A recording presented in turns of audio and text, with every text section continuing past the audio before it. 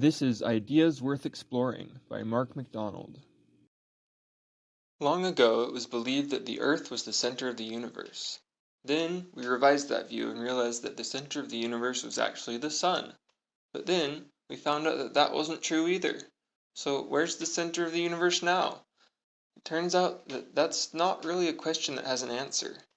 It's not that we don't know, it's that the universe doesn't have a center. Everywhere is just as special as everywhere else. And that's not even weird compared to some of the other stuff we've learned about the shape of the universe. Today we're talking about what the universe looks like, how it's changing, and what its ultimate fate is. First, we're going to talk about galaxies, and the ways they like to group together, or in other words, what the universe looks like. Then, we're going to talk about how the universe is changing over time. It's expanding. After that, we're going to talk about dark energy, the mysterious thing that permeates all of space and makes the universe expand faster. Finally, we'll talk about how the universe will end. Let's get started. Part 1. Galaxies and Stuff. If you go out on a very clear night with no moon and far away from city lights, you might see a faint glow that runs in a stripe across the sky. The Greeks thought it looked like a milky white spill, so they called it the Milky Way. This is what we can see of our galaxy, the spiral-shaped group of 100 billion stars that we're part of. The more distant stars in the galaxy all fade together into a glowing line, which is the milky white splotch the Greeks saw. It was thought for many years that our galaxy made up the whole universe. But then a guy named Edwin Hubble came along and showed that ours is just one of many, many galaxies. Maybe even an infinite number.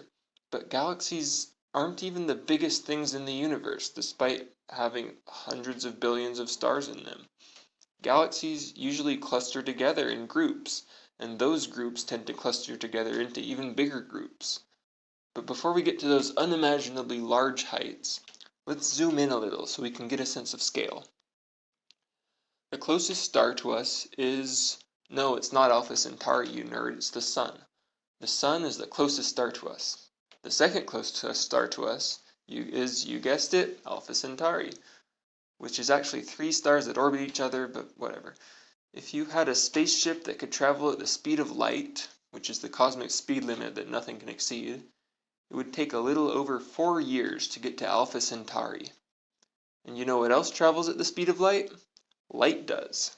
So, if Alpha Centauri decided to turn off, we wouldn't know it for 4 years. And that's the nearest star to our Sun. To travel across the whole galaxy would take much longer. We live about halfway between the center and the edge of the great pinwheel that is the Milky Way galaxy. In the center of the galaxy is a big, dense clump of stars, and in the center of that clump is a supermassive black hole. I did a whole episode on black holes if you'd like to learn more about them, but it's pretty common to have one in the center of a galaxy. To travel from the Earth to the center of our galaxy at the speed of light, it would take 25,640 years. Much longer than your lifetime. If you started traveling there right now, it would probably take 1,000 generations to get there, so it would be your 1,000 great-grandkids that arrived. But that's still not impressive when compared to traveling to another galaxy. One of the closer galaxies to us is Andromeda. To travel to Andromeda at the speed of light would take 2.5 million years. That's 125,000 generations. And most of that is traveling through empty space. After you get out of the Milky Way, you would travel for 2 million years through a dark and empty void, where you would probably only see 2 stars in the sky, the Milky Way and Andromeda. That's how far it is between galaxies. Kind of. I said that Andromeda is one of the closest galaxies, but it's not the closest. There are actually a bunch of little galaxies that are kind of orbiting the Milky Way, like moons. The closest one, Canis Major Dwarf Galaxy, is actually about the same distance from us as the center of our own galaxy is. But those close galaxies are all kind of small and wimpy. The closest really impressive one is Andromeda. The Milky Way and Andromeda, and a couple other smaller galaxies, form a galactic galaxy cluster, which is exactly what it sounds like, a cluster of galaxies that are close together. Our galaxy cluster has the very original name of the local group. The local group, like all galaxy clusters, is gravitationally bound, meaning that gravity pulls us together strongly enough that one day, in millions of years, our galaxy and Andromeda and all the rest will mash together and form a single galaxy. But don't worry, that's still a long ways away. Our galaxy cluster, the local group, is part of a larger group of galaxies called the Laniakea supercluster. Laniakea is a Hawaiian word that means immeasurable heaven. The Laniakea supercluster will eventually separate into the individual clusters that make it up, because it's too spread out for gravity to keep them together. But for the next however many million years, we get to be part of a supercluster. Above superclusters, there's a larger structure called galactic filaments, lines of galaxies that form an unimaginably giant web. Superclusters are what you get when these filaments cross each other.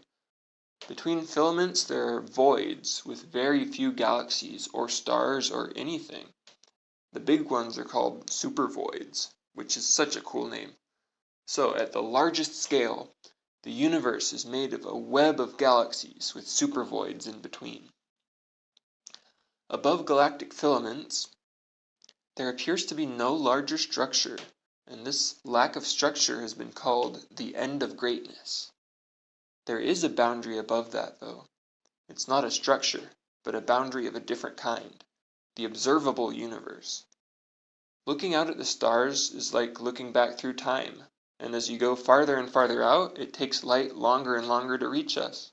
Eventually, you'll travel far enough out that you reach the beginning of the universe, 13.8 billion years ago, and we can't see anything beyond that. That's the edge of our observable universe. To understand how our universe is changing and its ultimate fate, it's very important to understand what happened in the beginning, 13.8 billion years ago. So let's talk about it. Part 2. The Big Bang. To understand the beginning, we have to go back to talking about galaxies. Galaxies are kind of a recent discovery. In 1923, our friend Edwin Hubble, the guy the Hubble Space Telescope is named after, was able to show that some of the points of light he saw through a telescope were actually groups of billions of distant stars, or in other words, galaxies, meaning the universe was much bigger than anyone had previously thought. He also noticed something interesting about these distant galaxies. He noticed that the farther away the galaxy was from us, the faster it was moving. And that was true no matter which direction you looked. One explanation of this would be that the Earth is the center of the universe and everything is moving away from us, which would be pretty weird. But there was another explanation. Things aren't just moving away from us. Everything is moving away from everything else. Like when you make raisin bread and let it rise. All the raisins start out close together, but then get farther apart as the bread rises. Except replace the raisins with chocolate chips, because who likes raisin bread? It turns out that this second explanation works really well. Everything is moving away from everything else. As time goes forward, things get farther apart. But this also implies that if you went back in time, things would get closer together, and closer until, at a point in time that we now calculate as 13.8 billion years ago, everything in the universe was packed together into a very dense, very hot, tiny little ball, or even a single point. So, that's how our universe began, as a hot, dense little point, which expanded violently and grew until it became what it is today. We call that the Big Bang. Before we continue, I need to clarify how I'm going to use the phrase Big Bang. In this episode, Big Bang does not refer to whatever caused stuff to start flying out from that initial point. We don't know what caused it. There are some ideas, but that's not what I want to talk about today. In this episode, Big Bang refers to the fact that the universe started out as a hot, dense little point and then things started moving apart. The Big Bang means that the universe is expanding, and that's all it means. In fact, for the next little bit, I'm going to use the term Big Bang interchangeably with the term expansion of the universe. That's because the Big Bang isn't something that happened and then stopped. It's still happening. You're living in the Big Bang because the universe is still expanding. Phrasing things like that might seem a little counterintuitive, and I think the reason for that is the term Big Bang makes it sound like an explosion. The Big Bang was not an explosion. It's just another way to say that the universe used to be really small and dense, and then it got bigger. Let's look at some of the implications of that fact, and also address some of the common misconceptions about the Big Bang. Here's a question for you. Pretend you have Jack Sparrow's compass, which points towards what you want most. And pretend you're an avid physics student, and what you want most is to find the location where the Big Bang happened. Which direction would the compass point? And the answer is, the compass would just spin in circles because the Big Bang happened everywhere, including where you're currently standing. Remember the analogy I gave earlier of raisin bread? Well, I don't like raisins, so I'm going to use a different example that illustrates the same point. Popular science loves to use the phrase fabric of space-time. I think the metaphor of space as a fabric works really well, so let's think about fabric. Imagine a pair of pants that has galaxy cluster designs on it. If you stretch the pants, then the designs will get farther apart from each other. This is similar to what's happening in our universe. The galaxy clusters are getting farther apart from each other as time goes on because the fabric of space-time is stretching. That means that the universe is made of stretchy pants. I mentioned earlier that the name Big Bang was a little misleading. A better name, in the opinion of me and also some guy on the internet whose blog I read, is The Big Stretch.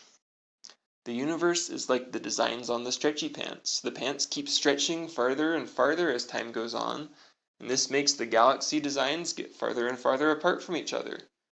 That's the Big Stretch. I hope the name catches on. So, to reiterate, the Big Bang was not an explosion of stuff traveling through empty space. No. 13.8 billion years ago, the universe was packed into a dense little point, or a tiny piece of fabric with the stretchy pants metaphor, and it was space itself that expanded, like stretchy pants stretching. And so Jack Sparrow's compass wouldn't point to any particular point in space, because the Big Bang just means that space is expanding, and it's happening everywhere. So the answer to the question, where did the Big Bang happen, is that it happened everywhere, and it's still happening, because space itself is expanding or stretching. That idea can be hard to grasp, and I highly encourage you to study it some more on your own, but we're going to look at it again in the next couple examples, so bear with me. I felt the need for a joke here, but this is the best I could come up with. What do you call it when a teenage galaxy talks back to its mother? Starchasm. Another very common question people ask is, if the universe is expanding, what is it expanding into? And to truly understand this answer at a deep level, I'm going to have to refer you to a textbook on differential geometry. But since no one's got time for that, I'll also try to give an answer here. Once again, imagine the expanding universe as a stretching piece of cloth. You might imagine a rectangular piece of cloth that has 4 edges. But it turns out that this fabric has no edge. How can this be? I'll mention 2 ways that it could happen. There are some weirder possibilities too, but we'll ignore those. First, the cloth might be infinitely long.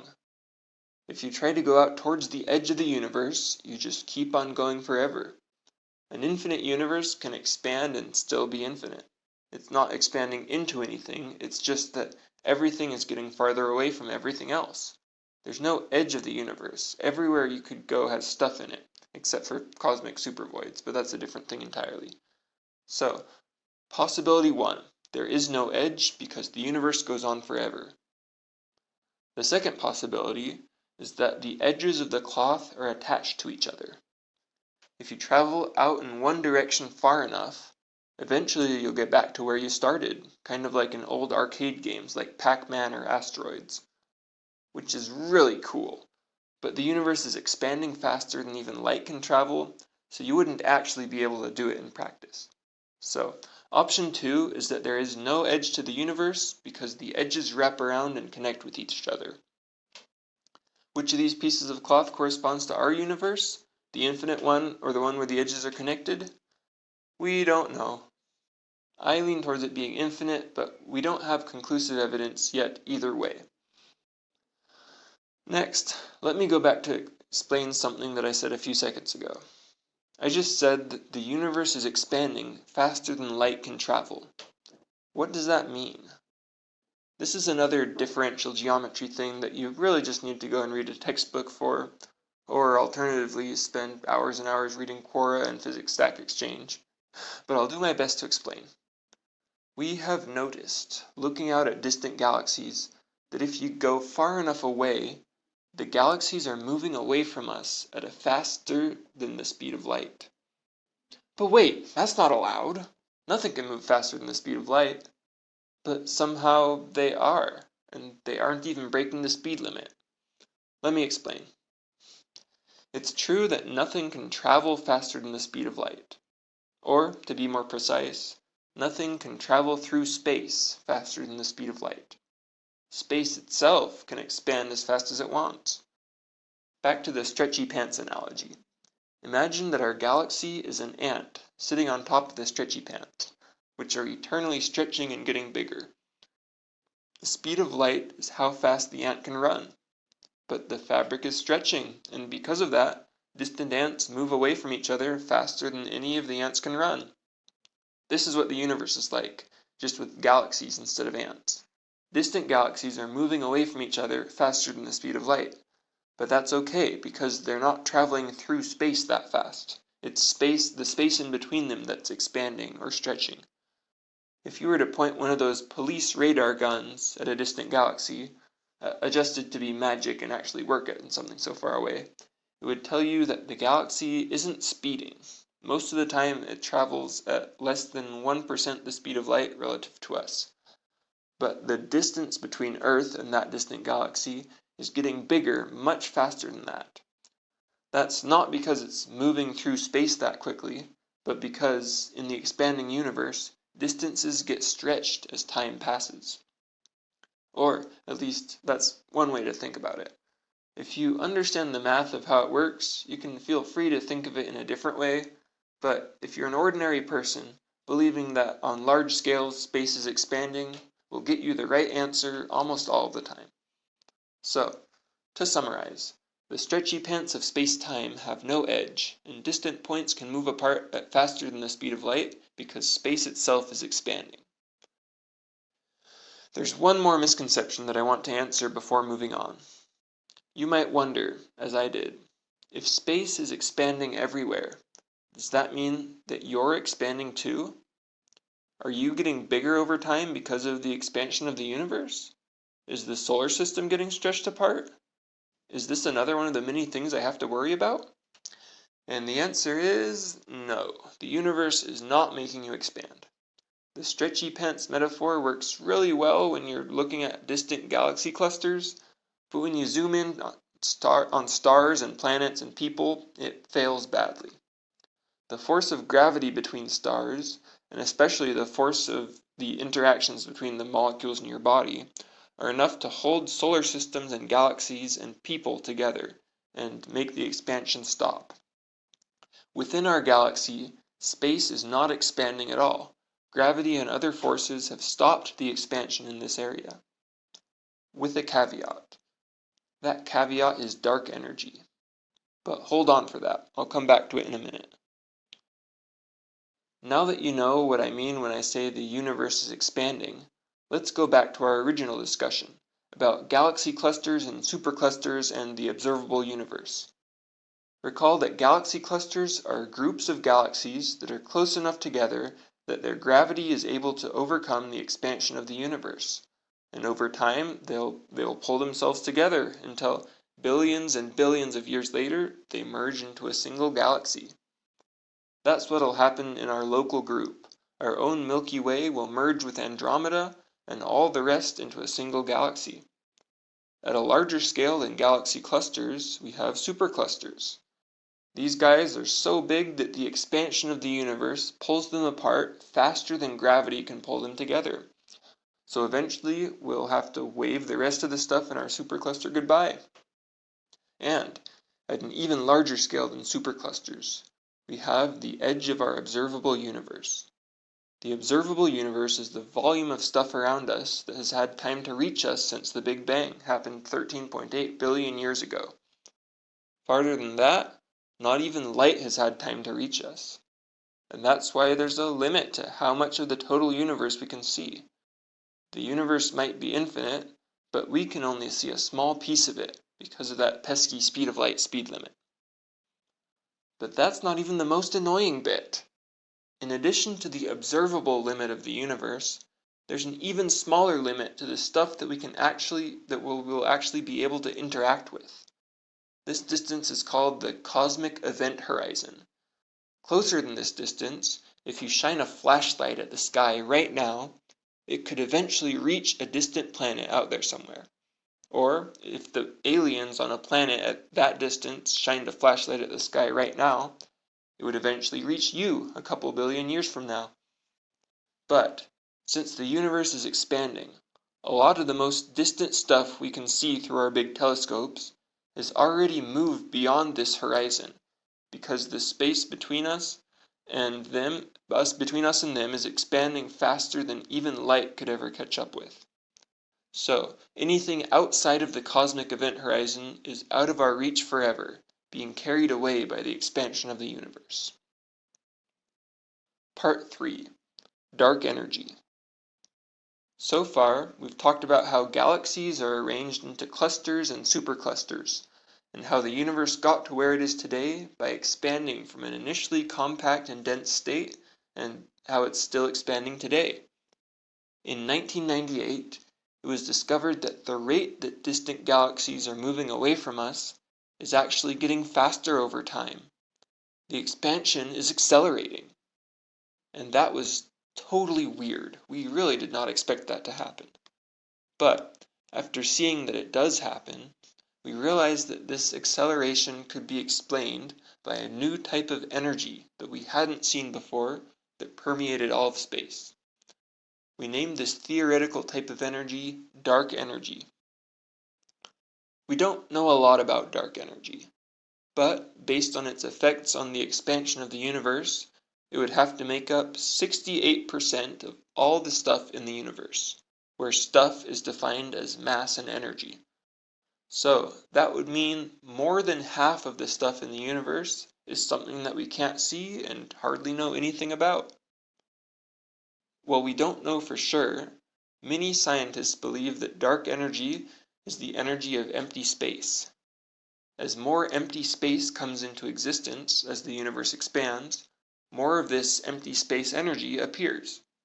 That would make the universe expand faster and faster. It's weird to think that empty space could have energy, but the math of it works out really well. Albert Einstein, in one version of his famous general theory of relativity, predicted that empty space could possess its own energy. If you're interested, Google cosmological constant. Allegedly, he later called this his biggest blunder and took it back, but now it looks like he might have been right after all. Also, interestingly, quantum theory, the theory that predicts how energy and matter behave at a level smaller than atoms, predicts that an area of empty space must have some intrinsic energy, called the zero-point energy or vacuum energy, which looks like it would behave a lot like the dark energy we're looking for. So, does that mean that dark energy is actually because quantum? Maybe, but we're still surprisingly clueless about how that would work.